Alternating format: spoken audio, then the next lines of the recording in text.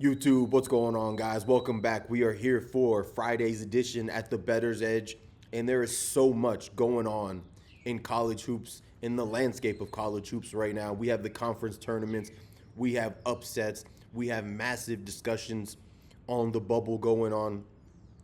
Before we get into my picks, real quickly, just want to bring up the topic on Miami of Ohio. Undefeated going into the conference tournament, one of the weakest strengths of schedules in the entire country. This team loses outright to UMass yesterday in the first game that they play in their conference tournament. And now it sparks a debate that everybody was expecting. Is Miami of Ohio a tournament team, or are they out? I know you guys come here for picks. You guys come here for winners. I'm going to keep this topic very, very brief before I get into my plays for today. But I just want to add this in. What is the point of playing an entire regular season if you're going to go undefeated and get left out of the conference tournament? In addition to that, this year's bubble has to be the weakest bubble of all time. Every single team that is on the bubble has literally lost. There isn't one team that has made a strong case being on the bubble for being in the tournament. So with that said, it's just my opinion. I don't have a hard line stance on it. I understand the strength of schedule argument. I even think Miami of Ohio is probably going to get bounced in the first game that they play in. But you can't have a regular season mean absolutely nothing if you go undefeated in it and you're not good enough to get into the NCAA tournament. Let me know what you guys think. Are you guys Miami of Ohio in or Miami of Ohio out? Let's get into today's picks, guys. I got two games that I absolutely love. We're going to go in order of rotation number. Very first game on my card, we have Seton Hall, we have St. John's. This line right now is sitting at St. John's -8. Guys, these teams have already played twice this season. These are two of the best defensive teams in the country. Both of these teams are basically top 15 teams in the country in regards to points allowed per possession. What separates these teams is the pace that they want to play in. We know St. John's wants to get up and down the court. They like to increase the number of possessions per game. Seton Hall, on the other hand, like to play at a snail's pace. When I'm looking at this game, guys, it's very difficult for me not to fall in love with taking Seton Hall +8. And let me tell you why. As I talked about already, these teams have already faced off 2 times. St. John's won the first matchup 75-70, and St. John's won the second matchup, I want to say it was 72-65, if I'm not mistaken. I know they won by 7. So they've played twice already. In neither game has St. John's covered the actual number, the number for today, which is 8. In the second game, St. John's was up by 3 points with 20 seconds left.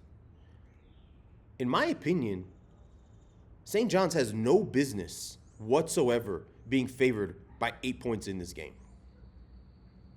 This game is going to be nip and tuck. It's going to go down to the wire. I wouldn't be shocked whatsoever if Seton Hall wins this game outright. And if they lose this game, it's going to be no different than what happened in the first 2 games.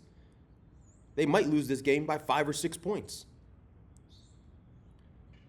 In addition to that, last point I want to make on this game is Seton Hall went 1 for 11 from the 3-point line in that second matchup.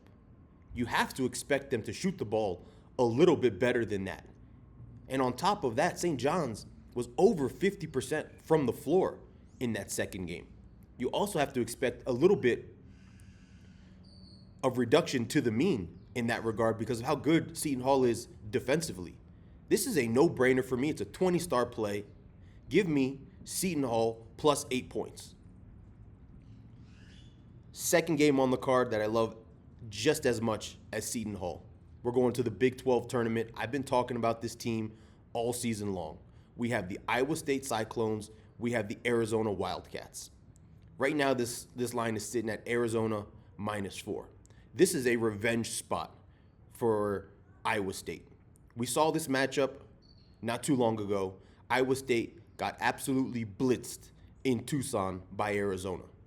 They shot the ball horrifically. They were less than 30% from the floor.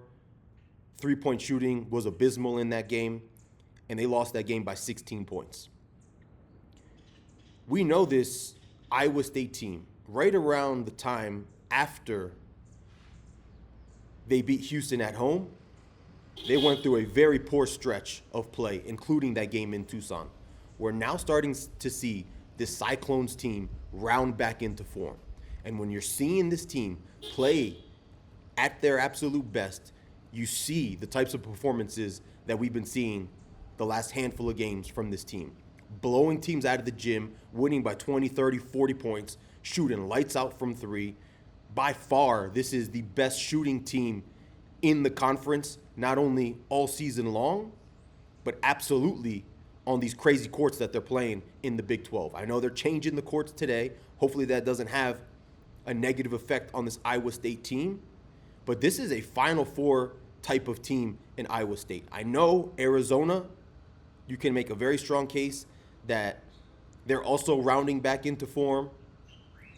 Koa Pete is back, and they're starting to play collectively as well as they were during the earlier portions of the season.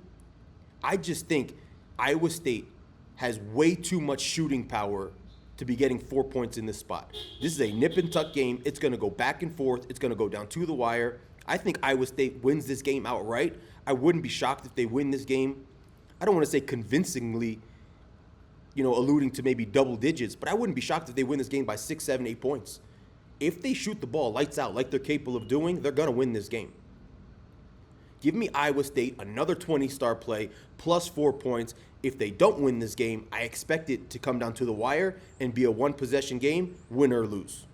As always, guys, like the video, subscribe to the channel. Thanks for watching. I'll be back tomorrow for more conference tournaments, chatter, and winners.